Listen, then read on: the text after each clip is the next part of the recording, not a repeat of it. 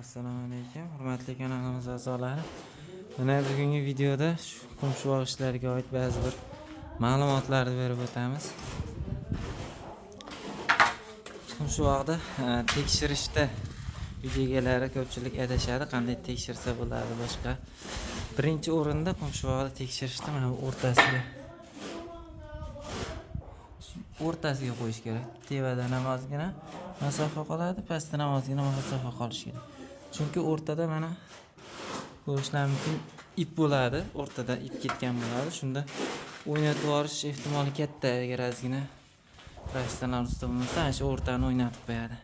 Ikkinchidan mana shu derazalarda tagi qismi mana ko'rishlar mumkin.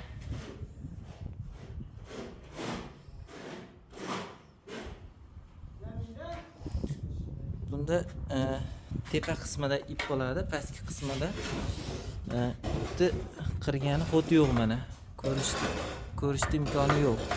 Shuni narigi tarafdagi bu tarafdagi devorni holatiga qarab o'rtani olib kelish kerak. Shunda ozgina professional ustalar adashib qolishi mumkin. Uchinchi mana bu burchaklari adashtiradi. Uchinchisida agar siz ustaning ishini tekshirmoqchi bo'lsangiz, ana shu burchakka ko'rinadi, burchagi ham ideal holatda buzishlar. Ba'zi bir ustalar ana shu burchakka kelganda ozgina o'ynatib qo'yishi mumkin. Xullas shunaqa gaplar. Agar kanalimiz yoqqan bo'lsa, ishlarimiz yoqqan bo'lsa, kanalimizga obuna bo'lib, like bosib kuzatib boringlar. Mana bu xonalarimizda ham bitkizishda jarayonlarni, tozalash jarayonlarini ham ko'rishlar mumkin.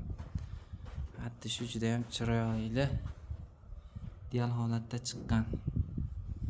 Qumshuvoq ishlari bo'lsa, kanalimizda, videomizda ostida nomerlarimizni qoldiramiz. Bemalol telefon qilib aloqaga chiqishlar mumkin.